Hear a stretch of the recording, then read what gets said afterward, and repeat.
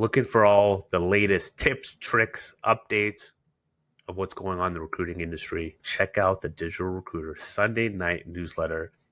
I am not here to blow up your inbox. I don't have enough time to create an email every single day. I once a week send you impactful, a big thing that I've learned this week or realized from working with hundreds of recruiters, owning an agency myself. I'm in the trenches every day like you are, and I'm sharing everything that I'm seeing every Sunday, from content, from automation, from how to get better clients, how to find candidates quicker, how to grow your team, how to hire people, everything in between. The link is in the comments.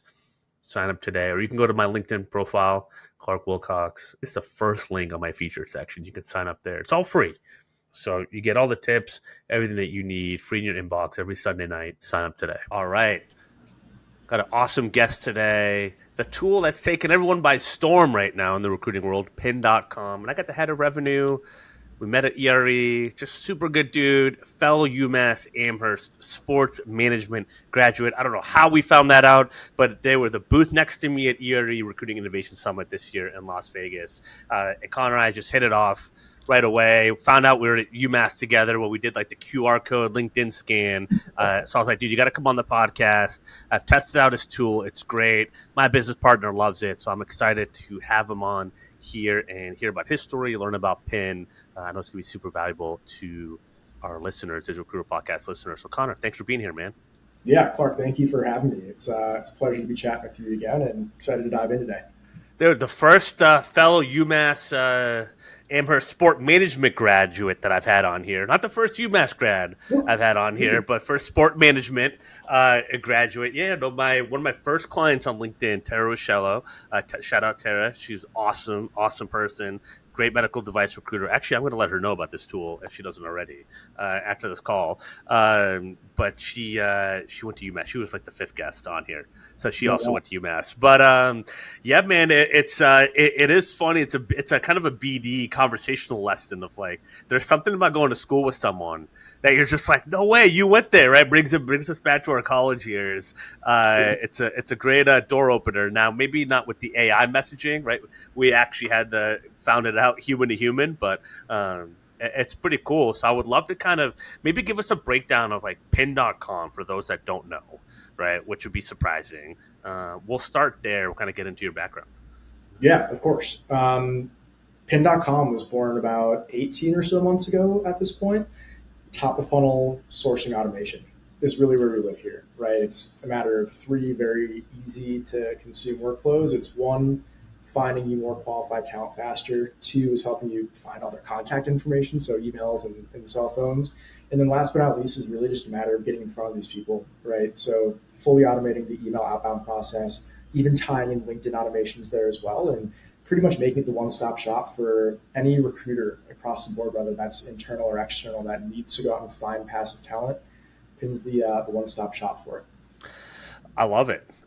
Great breakdown. How did it come to be, right? Because you guys had the Interstellar background. I know some people are going to see that and be like, wait, what's the difference? How is it, what's going on there? Like, what's the kind of the evolution there, and like why this solution now when you could kind of done anything? Yeah. I mean, I guess a bit of a history lesson. So Steve Liu, our CEO, had created Interstellar, a platform that was also like the top of funnel recruiting space back in like 2016. At the time, I was actually just about to graduate college. And so he was on this train very early. And for those that don't know Interstellar, I'm sure you guys probably know like Gem and Sourcewell, very great platforms. We competed head to head with them. But so Steve built this thing out.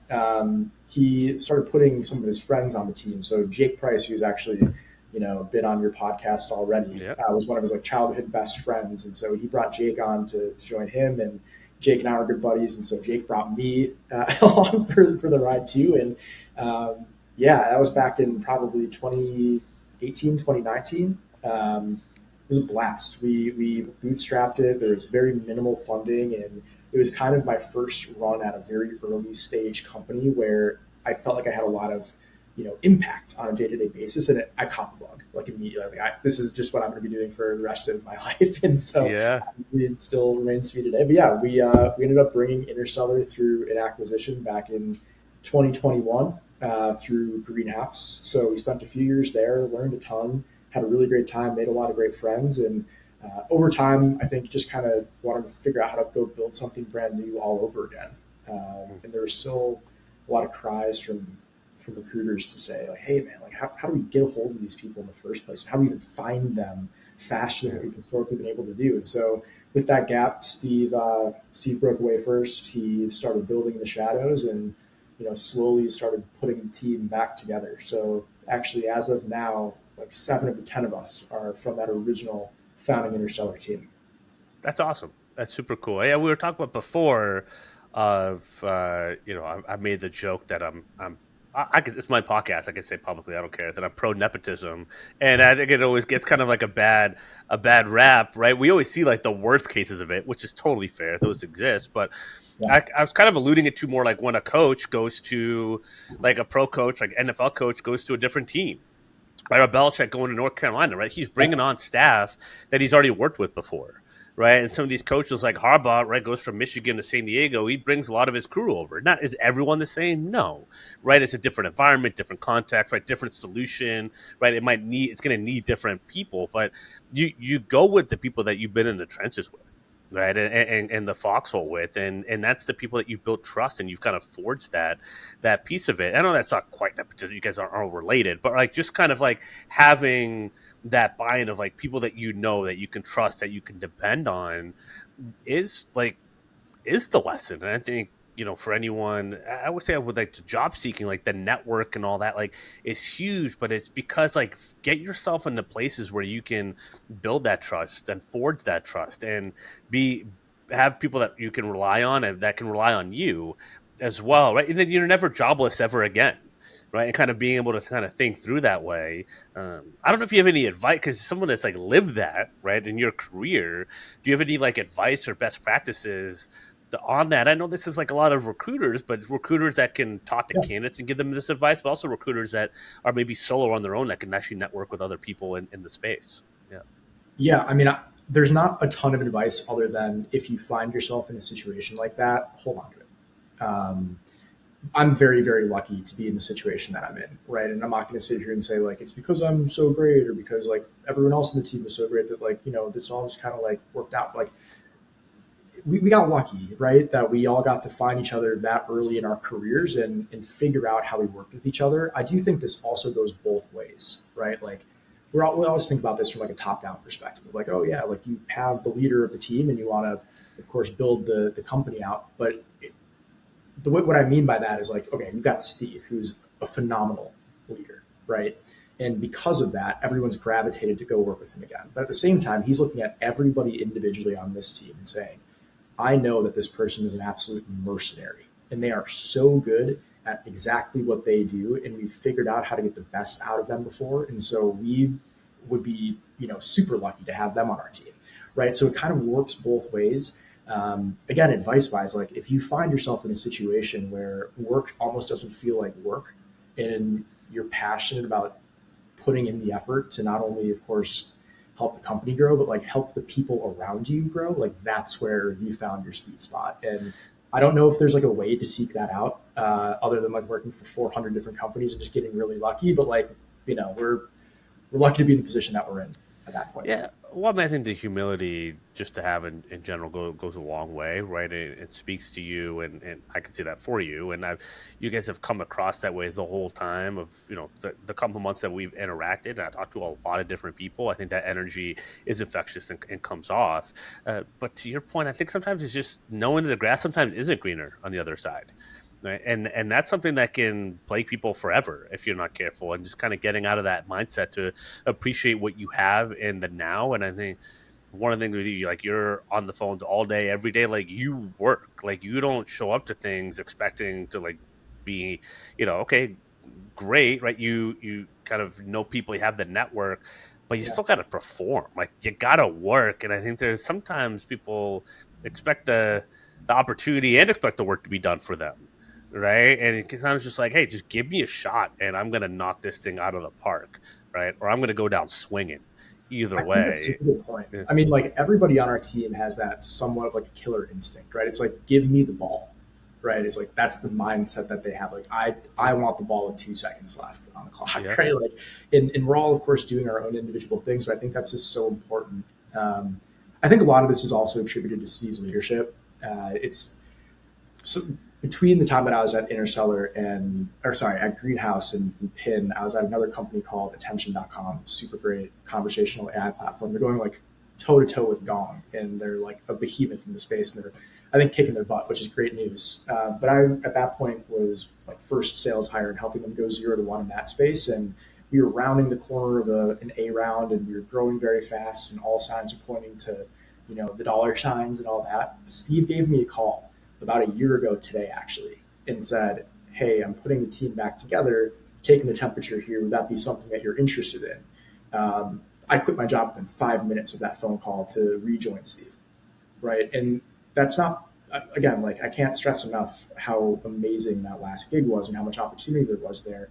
It didn't matter, right? Like sometimes you meet people in your lifetime that are so specifically good at what they do and you believe in them that it's like I would never miss an opportunity to work that person again, right? And so Well, I think he's done an amazing job of building a team that all kind of thinks the same way. And you know, it's funny, like him being a baseline engineer. Typically, you see like CEOs maybe is more of the like, type A social folks. He's just one of the most incredible leaders I've ever gotten to meet, and he's like deep in the weeds on building out the yep. platform on a day-to-day basis. So very, very lucky to be able to continue to work with him. It's super cool, and I gotta have him on here at some point, fairly too. Right? You and Jake both have awesome things to say, and I have interacted just briefly. Uh, that's kind of how it works, right? At these events and everything get pulled in different directions. I mean, it's a huge testament, right, to his leadership. And I don't know if I'm spitballing on the engineering CEO side of things. I think historically, right, you had to get like the word out there, right, about the company. But now with digital form, like digital media, sometimes things, pin.com speaks for itself now. People can try it out and just for a week or two and just like see how they like it, right? So a lot of the leadership, and this is kind of what I'm working on a lot because it's not my strong point, is mapping out some of the operationally piece. Like there, I think we're seeing some more of those types of leaders that can, it's the whole having to be an extrovert thing isn't really as necessary anymore because of the digital mediums. You can get the word out beyond just one person. It is the teams that can get the most out of 5-10 people, right? That 5-10 people can appear to be a company of 100 now or 500, right? With some of the systems and Yeah, tools, right? How do you maximize each person, put them into their lane, their strong suit? It sounds like there's a lot of that has kind of been nailed down, which is really cool because like that's kind of what I see too, and that's kind of what I've been working on this year with our systems is like getting the right people. What are their lanes? How to define that, and something that's a little bit more of the wild west and I would say recruitment consulting and recruitment, even marketing. That's not because it's evolving so quickly. That's so like, what does that look like? What are some of those roles? So I have a lot of respect and I'm paying attention when I hear about great leadership that way and kind of what has kind of made it work, it seems like. So I don't know if you have anything kind of add to that or kind of you've seen best practices in person that's like, that makes you drop makes you up and leave in 5 minutes and kind of like move on, right? yeah, Or move yeah. back. Yeah. I mean, I think it's just being able to prove it out and walk the walk, right? Like, I don't know, you bring people like me onto a team and be able to talk people into purchasing something or to create a partnership, right? Like that's what I'm gifted at. My job becomes exponentially harder if the platform isn't very good, or if the service isn't good, Yes. or if any whatever I'm trying to peddle these days as the salesperson isn't that good, right? Whether it's snake oil or whether it's the greatest thing ever, right? So I think because our engineering team is so gifted and they're so just always it's like kind of nailing the finer points of what we're building here. I have the easiest job on the team. Sure, I'm back to back all day, and my calendar looks like an absolute nightmare. But that's because people are hearing from their friends and their colleagues about the successes that they're having.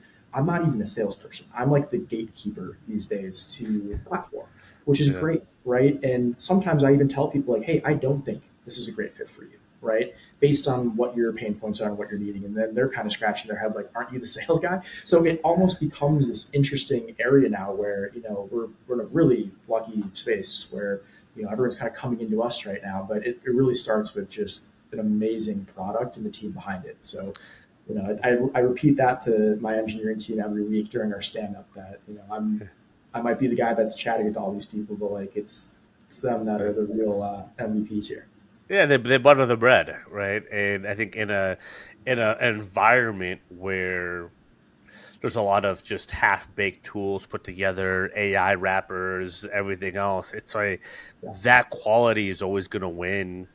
I resonate. There's a reason every one of my comments with you, Jacob, like it's just like, yep, I see eye to eye, see eye to eye, because there's something about the value proposition that you guys live. It sounds like of just like it's got to be. We'll let everyone race to the short term cash grab, but we're going to focus on quality. And I saw that 3.5 years ago when I entered this like recruitment coaching, recruitment marketing space. The money was falling from the sky and placements, and people are like, no, I'm good on BD and all that. And I've talked to people, I'm like, they're good now, but like they don't really know the fundamentals at all to business development or like how to turn someone from cold to warm. Like that, and I know that there's cycles to all this. So I was like, I'm just gonna keep focusing on figuring out like what makes automation content to top of funnel on LinkedIn, like dial that in. What are the processes, get into them, the market, and just focus on building something really sound that I Yeah. know is repeatable. And I let some other coaches make the, hey, we guarantee you 100,000 in 6 months or your money back. And guess what happens? They don't get $100,000. They try to get their money back, and then they sue them for trying to get their money. Like, and I saw it happening. Like I knew it was going to happen, right? And yet people still go for it, right? Because they want the lamp, right? They want the wand, right? And all that versus like doing the things that are right. And it just sounds like, again, from what you're talking about, building that foundation inside out. People don't jump on this right away, right? I know you guys haven't hit a ton of momentum this year, but this has been building for a little bit, and I think having that patience, that the delayed gratification, right? That piece of just like knowing what your true north is. And if you do that, the right people are going to come on board. And so to your point, you have a full calendar, but you're talking to the right people every day. It's like, yeah, this is a yay, this is a nay. But how much more fulfilling is that than when you feel like you're scrambling? Man, that's a good question. I mean, I think even going back to what you said before too, though, is like, getting there first versus getting there the right way. Like, I think that's definitely something to touch on. Like, there were Yeah. so many platforms that came out of the woodwork, right? And they had, to your point, created more of like a chat GPT or like Claude wrapper around, LinkedIn keyword data, Which which is okay it if is. you It tell is. you person that that's Yeah. what it is. Well, and the That's right. thing It's is, hiding it. That's not great. yeah, and Yeah. it's not even so much about hiding. Because I think a lot of these platforms, like these days, do allow you to test things out and kind of give it a ride. And I think a lot of recruiters in that time saw through it a bit, but there's also the element of like, man, this does make it a little bit easier to not have to worry about like Boolean string searching. If I'm bringing on a junior recruiter, I don't want to have to teach them how to do it. So maybe I just Yeah. give them this thing, and so there was value there. There still remains to be for some teams. It's not a bad thing. I just think it's what's interesting now is, to your point before, we are in the digital age, right? Like before, sales mattered a lot because if you sit down with someone, they're pretty siloed, right? Like they're inside of their company in an echo chamber hearing we need AI or we need whatever. And that before we could go to LinkedIn and or go to G2 or see all these reviews from all these different places, it was like, how good is that salesperson at convincing you this is the right thing to do, right? Now people can try these things out for free, right? They can see if the value's there, and then they're going to tell everyone and their mother about how good or bad it was, right? Yeah. So for these teams that got there first, if the resounding feedback was, it's okay, that's good, but it's not great, right? And so we got, I think, pretty lucky in terms of our timing of we saw the pitfalls, we saw where people were going wrong. We had a lot of opportunities to kind of change gears and rebuild our back end before we came out of stealth and came to market. And at that time, right, the thirst for something that really worked was so high, right? Because Yeah. this is right around the time LinkedIn started to talk about your 3-year annual renewal or the 12% price hike, right? And people are getting a little sick of these other platforms or other wrappers. And so we hit it at the right time. And again, because it was more of a because we are in the digital age right now, people can talk to their friends or just post on LinkedIn about, hey, this thing worked for me. Or they get on a podcast. Our friend Rich Rosen jumped on, Benjamin Metta's podcast a while ago and was like, hey, I just had a $300,000 month. I was using pin.com. Right. And my calendar for like 3 weeks was an absolute disaster. Right. Because me included, I was on there. For a different reason, but I was on there. But like that was kind of the situation. Right? And so it's like we hear voices that we know and we trust, and when they talk about things that are working well, like, it becomes more of like a open the floodgates situation more than anything. Super cool. And the word of, if you just do it right, the digital word of mouth can do it for you. Right? And I think that's the lesson of that quality. And on the recruiting side, because you get listeners like, well, how does that apply to me as an agency? I was like, just get really good at your craft. And if you've done that, like leverage your marketing, leverage, if you don't have like a platform, say as a recruiter, well, your platform might be LinkedIn, right? And get that content marketing out there and just like share your story, share the wins, share your thought leadership, like how you're making an impact on your clients' lives. Like you have to be your own advocate at first, whether it's a platform that you build or a service that you're providing, that those take off, like it does win, like the market will give you that feedback. And it's not all good, yeah, right? Like it's not all rainbows and butterflies over here. Like we get feedback from people that try our software for free by just going to our website and trying it out. And, like anything, there's a bit of a learning curve, right? But they might not get it right away, and they write back in and they'll say like really mean things, right? About like your platform sucks and blah, blah. And like, look, the smart money would tell you as, the head of the revenue organization and also Steve as the CEO, like, yeah, internalize it, but let her wash off your back. I have a hard time doing that, right? And I think it's part of the reason why we are such a strong team is and it's not like I'm like holding a grudge against these people by any means, but like we see that feedback and we're like, okay, how do I change that person's mind immediately?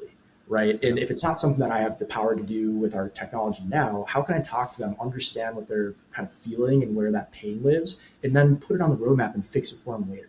Right. Like that's what makes us, I think, unique. Right. Like this is not falling on deaf ears. Yeah, it hurts my feelings. People say that they don't like Jen because it's not like, just me. It's Jake and it's Jen and it's Erica and it's Dan and, Philip and Christian and, everyone on our team and that. So it's like when we hear that, right, it's like it's affecting our livelihood, right? When people are saying like, we don't like your thing. So, again, smart money's like, let her wash off your back, but like, hear it. No, we internalize it. We try to fix that. It does not stand for us. Dude, I feel the same way about like my course. So like building like a course is so freaking hard. Like for everything that I want to get in there and training, and people learn at different levels, and there's people that read through everything, interpret differently. It's always been my challenge to try to figure that piece out. That's how I relate to kind of what you're saying. And I do like it physically pains me when I feel like someone isn't getting the result that they signed up for. And most of the time it has things that I don't have control over, right? Their schedule gets interrupted or a life event happens or whatever. Like just something, his life can kind of throw it apart. It's like, so it's just like, I want them to have the opportunity to actually experience it because I see it for them. I'm like, I know you can get there. But it's like someone being able to see for himself. When you have a platform, you're kind of leaving people to their own devices, right? To kind of figure it out. And I know you do onboarding and training and everything like that, right? But I theoretically could do none of that, right, and sign up for the platform. So, like, I think it's a healthy mindset. It shows the long term vision that you have for it. And to your point, when you're emotionally bought in like that, you do have to wash it off. And I'm sure people like, don't be so hard on yourself, but it's important to have that. It means you care. You want to make it better, and you're not going to be complacent. Like that's a good trait to have. But I guess like how do you move forward, right? Like when do you kind of know like, all right, it's not us, it's maybe like the way they reacted, it's their niche, or they didn't know a couple things or two. Like how do you balance that? Oh, just reach out, right? Like I have no problem calling someone out of the blue and just be like, hey, like I saw you left some feedback, like would love to learn a little bit about how we can be better, right? And like people at that point are usually like, oh, like sorry, I didn't know anyone actually like read that. And like, that's a good lesson on human behavior right there, by the way. You got to give them some credit, but like most responses to that My one, like, mother is a nice lady, actually. Yeah. like they're like, oh, one, I didn't know that anyone read this, but Yeah, and she two, makes they're a like, fantastic grilled cheese. How dare you? Yeah. yeah, I mean, so people kind of do put their tail between their legs a little bit on that, but like, I don't know, we really do want to learn. And when it happens too, like they're kind of knee jerk is like, oh, I'm probably using it the wrong way, right? And so they're kind of putting the onus back on themselves. I'm like, sure, you could be, but Yeah. like, let's walk through it together and see if we can like get some results. Like, and 9.8 times out of 10, I like shift a couple things around that they just like hadn't really thought of, or like they clicked through the tutorial thing inside of Pin, they like skipped a pretty important step, and they're like, oh, this Yeah. is great. And I'm like, cool, it's $2.99. Here we go. Right. Yeah, So, this phone doesn't work. As meanwhile, it's the landline phone that's unplugged. Yeah, it almost feel like an IT person, right? Like you got to plug the computer in for at sure. time, but that's part of it, right? People have different things going on, and I think it's a good lesson in taking that extra step is how you give people a different experience because people are getting scammed all day, every day, or attempted to get Well, scammed all day, every day, and then just understanding that about your buyer. And that's why I don't take things like I take things a lot of time with a grain of salt, especially if someone's not in the sphere of trying to be a paying customer or whatever, right? Like that's a whole different ball game and a whole different level of support. But if you're just on the sidelines, like just talking shit, like it's kind of like. Like I don't know. It's easy to bash on everything, or you could look at like things like, all right, it might not work out. Could like someone help me out, maybe, or like figure this thing out? Like, what am I seeing wrong? And you can't always just respond to the negative negative stuff you're helping, but I find like I want to go above and beyond for the people that are yeah. like calm and rational and be like, hey, I'm trying to use it this way, what am I missing, am I missing something, could you help me out? Those types of people get way more out of me than the negative Nancy's. Well, of course, because you get the Yeah, negative feedback, and like your knee jerk is like, I'm going to shut in on myself and be defensive about it, right? Like, yeah. I think radical candor is important. So like, I like that they're giving us the feedback, and honestly, I come from a pretty heavy sport background, and so like that kind of direct, somewhat aggressive feedback for me is what I enjoy. Like Steve has a hard time giving that to me sometimes because that is not how he provides feedback. And so yeah, we continue to learn a lot about each other in that sense. But yeah, I mean, I don't know. I think, in general, the feedback has been really good. The people that come to us and they're upset, right? Like there's always an output, right? And half the battle of the way that we've structured this from a commercial perspective is like we're all month to month, right? Like we're not trying to sucker anyone into paying for something that they're not interested in utilizing, right? Like if you don't have a good experience in your first 30 days, let me know. One, I'm going to try to fix it for you, and Jake will try to fix it for you. But beyond that, like if it's unrectifiable, fine. Like we'll take you out of the billing cycle, right? Like at least you tried it, right? And Yeah. from the people that are around you that you trusted that are finding value, like maybe they are doing something in a different way than you are, and maybe it's time to like reevaluate strategy. But we try to give people as many options as possible here to make sure that they're not feeling like they're getting cornered into signing some crazy multi-year contract. It's a great read on the market.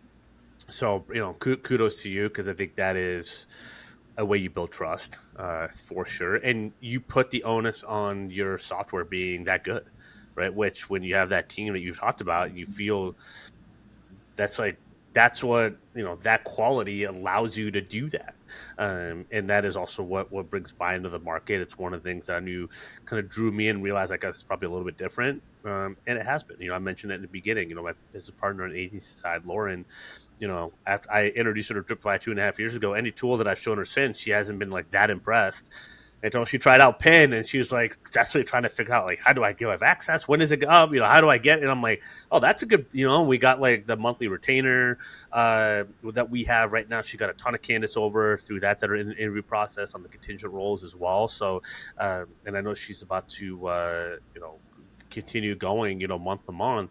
And it's been great. It's like, to your point, like that's the feedback. Like that's my tell of like, whoa, this is different. So it's cool. Right? You guys are going to win that over time. I I want to get into like the difference because you mentioned like, okay, this could replace LinkedIn Recruiter and all that. Like, how does it do that? How's it going for people? Like, let's dive into that a little bit. Yeah, I mean, without like giving away the farm, I think our moat kind of lies in two different spaces. One is Yeah. our pretty expansive database, and the other is the models that we've built on our end, right? Yeah.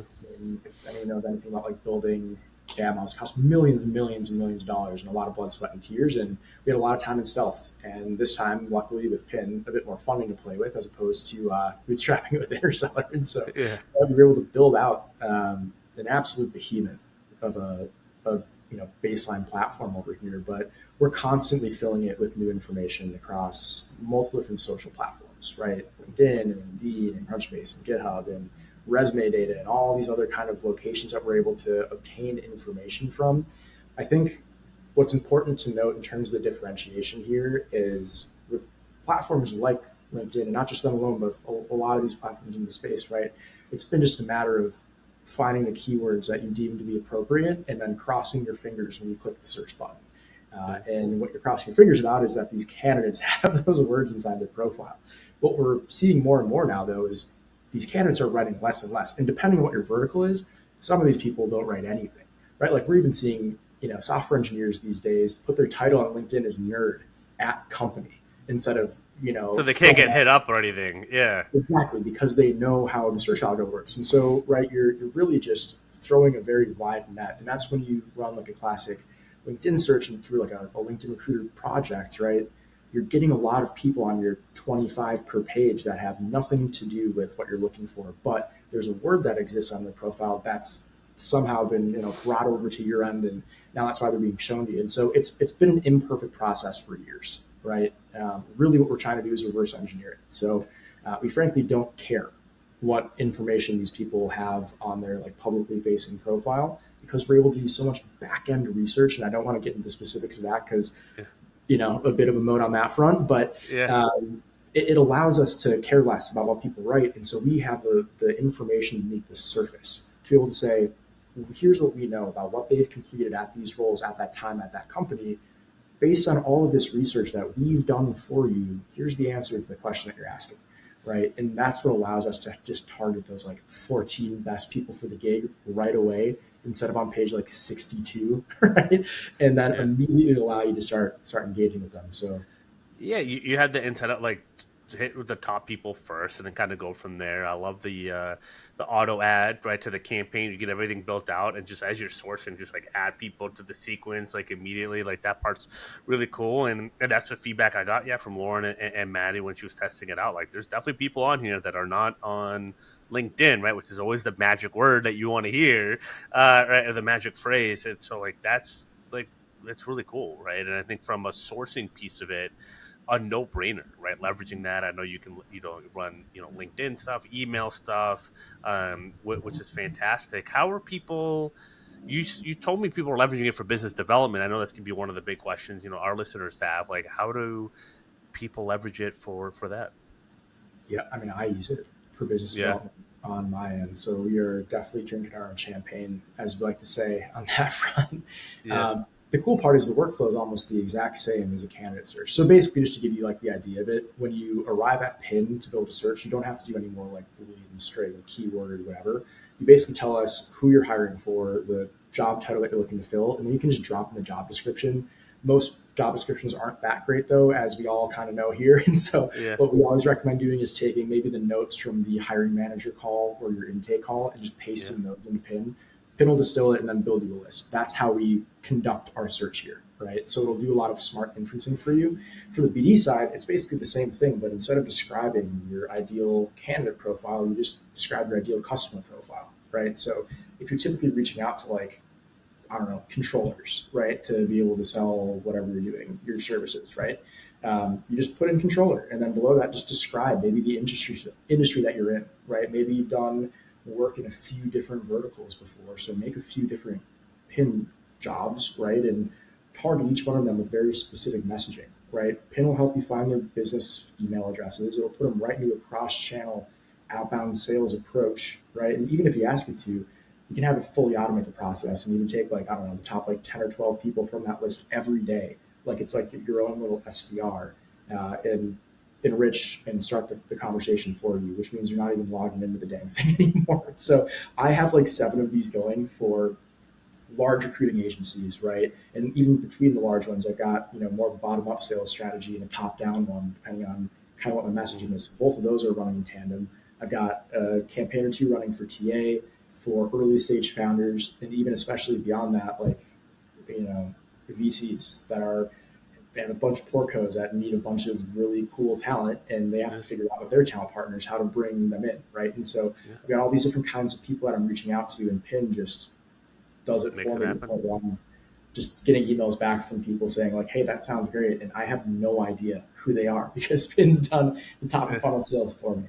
That's awesome. That's awesome. It's definitely whenever I get a freaking free moment to like sit down and just like test it out myself, and that I've been dying to. And I think I took off like this is gonna come out like later on. This is we're recording before July 4th, but I think that July 3rd might be my day.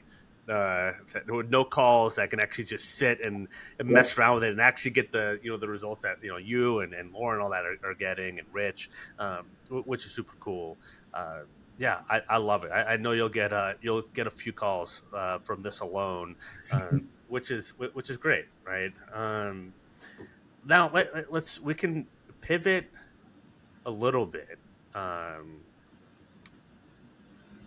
AI. The question is: are recruiters going to be replaced by AI? It was the first thing that was spoken about when we were at ERE, and I always roll my eyes a little bit because my answer is like, sure, maybe some of the transactional stuff it'll get rid of. I've always said it's going to make good recruiters great, and great recruiters almost unstoppable if you leverage it correctly. But like, what's your take on it? Right, like you're in the trenches, like you have a informed opinion on all this. Like, what's your take, or how do you feel like recruiters should be thinking about this? Yeah, I think my thought process in this is not novel by any means, right? Yeah, But like the recruiters that embody and utilize AI in their flow are going to be very, very good. The ones yeah, that choose not to are going to be redundant at that point and not very good at what they do, right? I mean, think back to like the Industrial Revolution, right? Like we had a bunch of people digging ditches for their job, right, in order to build railroads, whatever that might be. And then we created a machine that dug the ditches at like 400 times the speed, right? And it required one person to man the ditch digger, you know, tool thing, right? So the people that were sitting there being like, oh my gosh, I wonder if that thing's going to take my job. Like, this is my main topic of discussion versus the people that were like, I'm going to go use that thing and I'm going to go buy one of those. Like, they're the ones that created, right? Like, yeah, full businesses around it and they were the ones that flourished, right? And so I think that's a pretty, elementary kind of comparison there, but I think it's easy to see, right? Like, look, Pin and platforms like it and AI in general is not going to replace the core functions of a recruiter, right? Will it replace the menial BS tasks that people don't like to do, like updating your ATS and searching through the web to go find someone's personal email or cell phone, or continuing to follow up with people after that? For like, yeah, it'll absolutely do that for you, right? And that can turn one person into 10 people by all means. Is it going to take the place though of that human conversation? I don't think so. Now, look, I'm not sitting here and like bad mouthing these platforms that are doing like AI interviewing or anything like that, right? I think for some specific kinds of companies and verticals, it's important, right? Staffing, if you're doing huge bulk, interviews, like fine. For vetting, for screening, I get it, but like there becomes a level where that's just not going to ever be the solution, right? Like yeah, people, when they're trying to join a new company, it's a pivotal time in their life, right? They're not going to have, some like AI bot across the screen from them being like, now tell me about your history. And then you have to like wait a second for it to load and like tell it about your, like, yeah, that's just like, for me, I'd never see that catching fire, right? Like Pin for me is the same way. Like we're going to help you do the things that you don't want to be spending time on so you can spend more time with your candidates. Or if yeah. you're on the agency side, spend more time with your clients, getting to know their business better, understanding their verticals, their competitors, right? Like dig your claws in more there. But like there's no need to be spending 5 hours a day at the very top of the funnel just searching through lists of people anymore. I couldn't agree more. I mean, I think that's why I exist, and I think to your point, like having the software is one thing, knowing how to leverage it right, is another, and that's, come it's a whole other question, because then once you kind of get rid of the things that take a lot of time to do, and this is kind of what I've noticed when you have a tool like a pin, or you do some content marketing on LinkedIn, right, you do some other automation that almost eliminates your excuses that you had before. So I don't know if you've seen that too, of like, I've seen it as like, you have no excuses. Like, you're marketing out there, like, you just got to get better at recruiting, or you got to just get better at sales. Like, Yeah. but then you actually have time to get better at the actual job, and that's what's been interesting for me to see. Some people have made some good money, right? Recruiting, you make 8 placements at a, what, 20,000 fee, or $25,000 average fee, you make 200K in a year. If you're solo, it's like, all right, like, not the worst, like, not bad. But if you really want to do more, right, and get better, it's just like, okay, you got to actually like get better, right? There's no excuse anymore. So I don't know if you've seen that at all with people kind of leveraging a pin, or like, or like, now what? I have all this Yeah. time in my day. Yeah, I think when you see like larger scale organizations that have multiple tiers and you've got like middle management, right? That becomes a lot more prevalent because they're like middle management has to go upstairs and say, here are the numbers, right, that my team have been able to put up on the board this week in terms of like candidates sourced and messages sent and all that, yeah, right? And then they go down and they say, all right, little Timmy, like you only did half of like what you're typically doing, right? What's the catch here, right? Now, once you start implementing automation like Pin, right, it becomes very, very easy for these folks to start to hone in and like just nail their numbers over and over yeah, again. The problem though is if they're doing that and they're finishing by Tuesday in a 5 day work week, right, and their numbers still suck, then they're probably not very good at their job. Right? Just to yeah. put a plate, not to be mean, but like that's That's that it. there's a Yeah, larger scale problem here, right? And so to your point, yeah, it does remove a lot of the excuses to be able to say, well, I did the thing, like I put the numbers into the machine and the machine didn't give me the numbers back. Like it must be the market. Like, no, get better at your yeah, job, right? Like pick up the phone, call people, right? This is not a matter of like just putting, the minimum bare effort and buying more software to make your life that much easier. It's like, cool, you have more time at your disposal now. Like use it, right? yeah, And so I think that's why we see, one person in like really really small teams, agencies at Pin performing so well is because they have that urgency behind it. Because if they're not placing, contingent candidates, like they're not putting food on the table, right? But when yeah. it comes to some of these like larger scale teams where it's more of just like a numbers game, that's where you can really start to like identify the issues and then make personnel changes at that point. Yeah, and I think that's right there, is it'll replace the people. It'll replace people that aren't forward thinking or aren't trying to improve themselves and get better. If you're trying to do the bare minimum, yeah, you're leaving yourself exposed to get replaced by something like Yeah. this, because like the things that can get done quicker, right? Like, you don't need the button pushers as much anymore because you can set up a lot of those systems.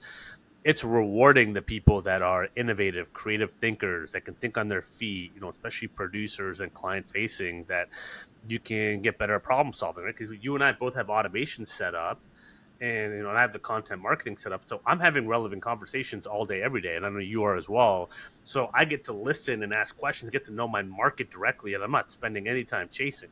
Right. So like, that's making me so much better than when I sold 10 years ago and I was just trying to get meetings, Yeah. right? But then those meetings, I felt like I was chasing clients a lot of the times, right? But now my value prop's clear. People know me ahead of time, right? And all that stuff. It's like I get to work on so many other pieces of my business, and I get to do way more now, right? I'm way more productive in the same amount of time before. And like, what can you do with that creativity? Well, it's like I could fix marketing and operations and sales and so many different Yeah. things way more than I was able to do 10 years ago. Like, and that's the leverage. And there's people out there way smarter than me that are getting way more done with some of this stuff, right? So like, I look at myself as like the C plus UMass Amherst student. I'm like, if I can do this and figure it out, like, anyone can. Type of situation, like, that's the opportunity, right? If you kind of leverage these things, and to your point, like, don't blame the market. Like, that's like the worst. Like, if you just like have that thought, like, you got to get rid of it. If you ever find yourself saying that, yes, your market might be down, but to me, I've always found that people are just not admitting a tough truth to themselves. Of like, that's an area where like you can get better, because there's people in this market that are still making money in your niche, in your skill sets, whatever you're recruiting on. Yeah, I mean, like, look, everyone loves an excuse, and I think that's a really easy one to lay out there. And like to your point, like it can be the case. Like markets can be. I mean, we've seen recruiting in the last three Yeah. years, right? Has not been amazing, right? We're feeling pretty bullish on it now, though, right? Like things are starting to come back, and I think people are feeling pretty solid, and business is picking back up again. But I think using that as the crutch of like, well, the market isn't very good, which is why I'm not making any money. That's why I'm upset. Period. That's an issue. If you have the mindset of the market's down, I know this internally. I've been on the front lines. I'm having these calls. So instead, I'm going to use this time to figure out how to make myself more of a weapon out here. That's where the guys win, right? That's where you're doing the best business, right? Like use the downtime, right? Like I don't have a lot of that anymore. I wish I did, right? During the course of like, look, it's busy over here, which is an amazing thing. But like, look, if I could have an hour back a day, right, to just hone in and get better at my craft, and I can tell you 17 ways I could do it, right? That would be huge for me, Yeah. but energy is finite, and that's unfortunately where we're at right now in this very unscalable sort of Yeah. way that we built this business for today, right? Like it's not a possibility for me, but I think that's just a huge kind of differentiator. It's just like how you view your outlook there. Yeah, it really is. It is how you view it. It's a mental game, as most things are in sales. It's between the ears. You can have all the systems and the approaches, but you got to live it and be confident and do all those things. And I like what you said about unscalable. That was kind of my motto last year, was do a bunch of unscalable things to really figure out and perfect the system, the approach, like kind of what that looks like. A little bit of that this year, but almost ready to kind of get rid of some of those training wheels. It's okay to be in that phase, in that season of the business. And I think it's easy on Instagram, or you see Hormozy stuff or whatever, to be like scale, do all this and $100 million offers. I'm like, how about just like $1,000 offer, $10 or $100? Like, get really good at that, and like wherever you're at. I think I've come to appreciate just getting really good at just owning my lane and whatever season of business that I'm in.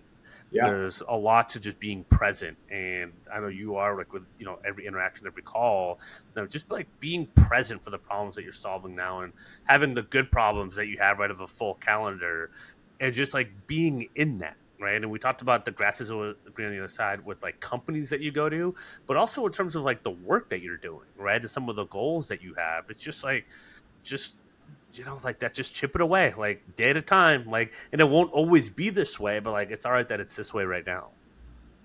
yeah. I mean, look, I don't think anyone should be afraid of hard work. And there's, of course, like a really firm balance between a solid work life balance and putting the effort in. I think that there's just varying degrees of that. And people are at different points in their lives and they're at different points in their careers, right? And Yeah. sometimes full max effort isn't obtainable, right? Like if I had three kids at home right now, like I would not be able to put in 12 to 14-hour days every day and like just gas pedal it, right? And like frankly, my girlfriend's probably a little bit upset that that's the life that we're living right now, but she Yeah. also understands that like there's passion here, right? And like what we're doing is something that we all feel really excited about. And we're doing it as a team, right? And so it's not for me to, I'm not like one to be able to sit here and like poo poo people for like not working, X amount of hours a day. Like everyone's on their own path, right? But I think as long as you know where you're at and you are okay with it, or you're at least like,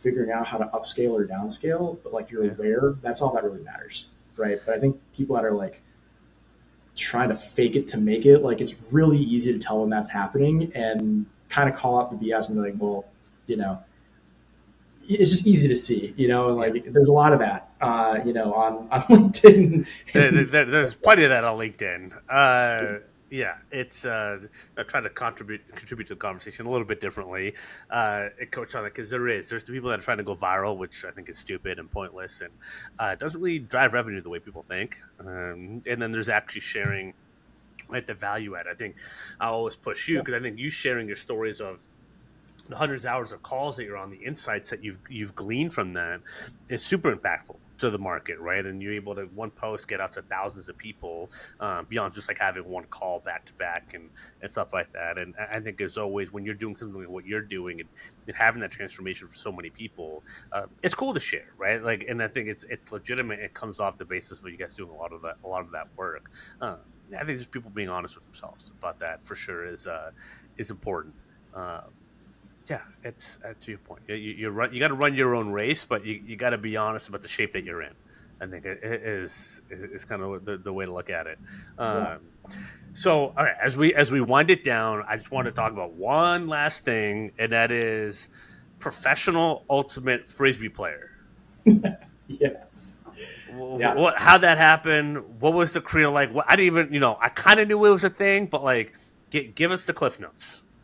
Yeah, I started playing, man, like junior year of high school, actually. Yeah, Went playing AAU basketball in the spring to go play a sport that I had never heard of before with a friend who was like, hey, you should just come do this instead. And so I went out there and ran around with my friends, and it was like immediately the most fun I had ever had. Because I just grown up playing the sports that everybody knows about, right? I was yeah, in football and basketball and soccer and hockey, and like growing up in uh, Minnesota, like you're just people are like very active, like you're just doing all the stuff, right? And so discovering something new, I was just kind of like in love with it immediately. Went to go play at UMass. We were like the number one rated team in the country, like 2 or 3 years in a row. Could never lock down a natty, but like it is what it is. Fun to play yeah. in kind of a dominant team. And then I got drafted out by the pro team in New York, which is actually why I moved here. I never wanted to live in New York City ever. I'd come here like a lot growing up with my parents and just Yeah. like always hated the noise. Like being from like a small town of Minnesota, I was like, this is the opposite of what I want. But I moved to New York and I fell in love with it after like 2 weeks, right? And yeah, I got to play for the New York Empire for a handful of years. We won a national championship, which was blast. And yeah, I mean, great way to stay in shape. Definitely not the trajectory in my career that I thought that I was going to have out of college, but here we are. That's super fun, man. That's super cool. I didn't even know there was like a draft for it and like everything else. So and I feel like I know a thing or two about sports, but uh, Yeah, it that's just a kind of like pops up every once in a while on like ESPN like top yeah, 10. You'll see someone make yeah, some insane catch and like it's all funny too because the announcers are always like, and I don't even know what this sport is, but I guess we'll talk about it here. Like here's number eight. It's just like some dude yeah. doing the most insane thing you've ever seen, And like it's, diving over someone's shoulder, and yeah, yeah. it's pretty fun. But yeah, random first job out of school, that's for sure. I, I love that. Yeah, yeah. No, we kind of had to switch it up a little bit. Can't be all recruiting and sales all the time. So I think I kind of wanted like one last question, and we talk about I guess the frisbee, the sale, the all this stuff. But one thing I asked like before that that'd be interesting is like the takeaway of like how do you feel like people are looking to be sold to right now in like 2025? Oh man, I mean, I think it's even changed in the last like 6 months, right? Like Yeah, I think 6 months ago there were still a lot of like fervor and energy around like, how is AI going to change my world, right? And I think we've been a little over inundated with AI talks, and even hearing that word like makes people like shy away and cringe now. And they're like, oh, no more.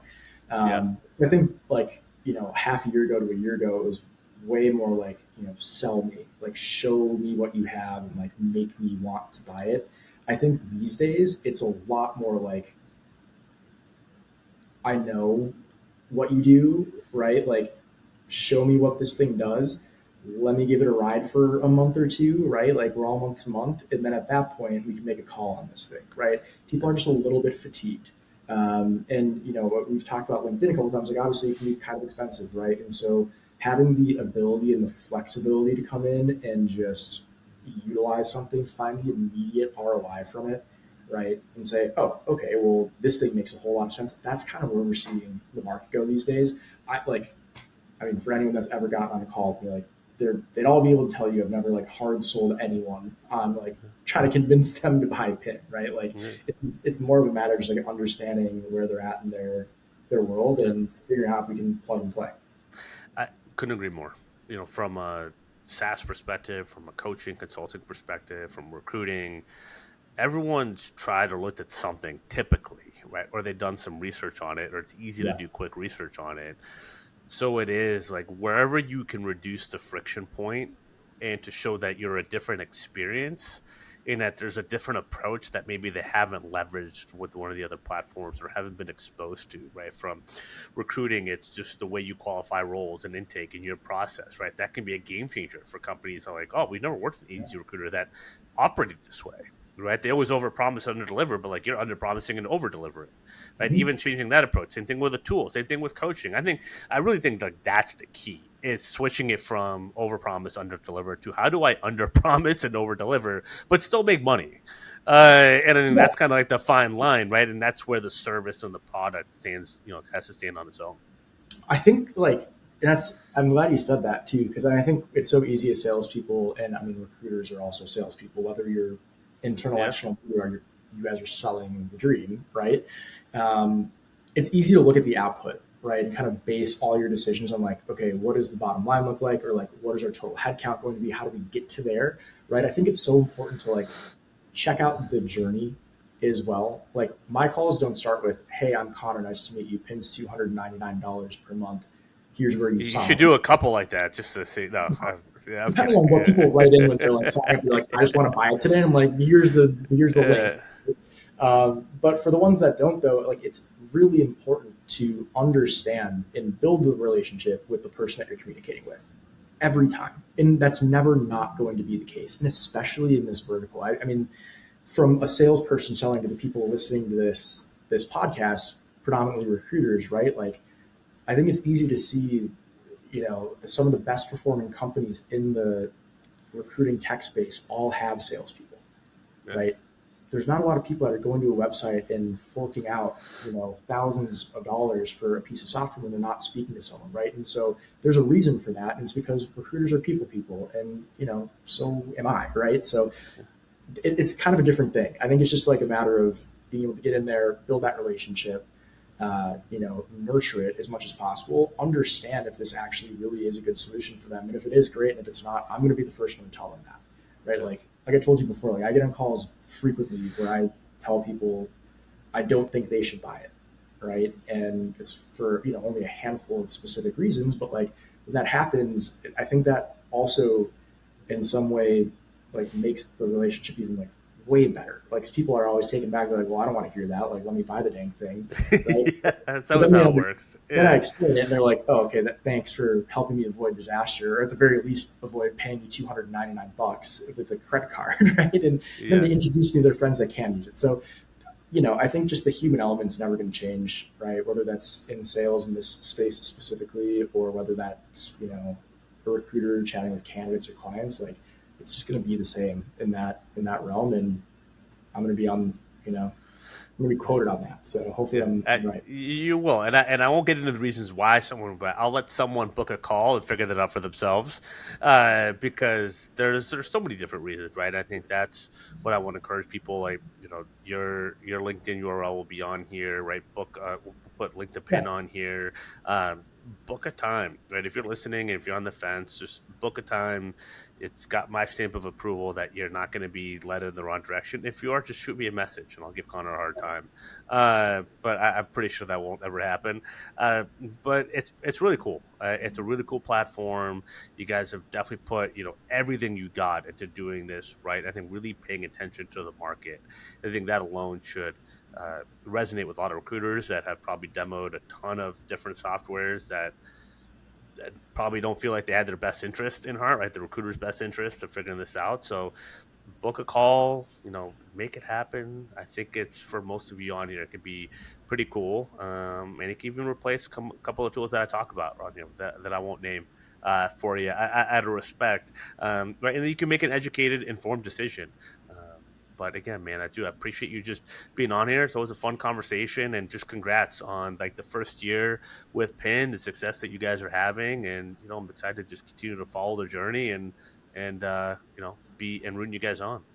Yeah, I really appreciate it. Again, like we're lucky to be in the position that we're in right now. But having friends like you and the other folks that are on the platform right now and using it and Yeah, giving us feedback is really what makes us work that much harder. So appreciate you having me on and for all the help here.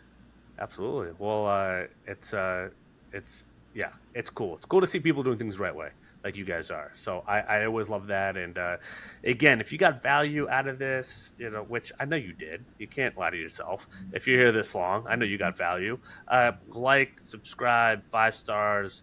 Go connect with Conor, book a call, check out Pin. It's definitely worth just knowing what is out there, and it's pretty robust. And I think it make a lot of sense for a lot of you listening to this. So go check it out. And until next time, y'all, happy hunting.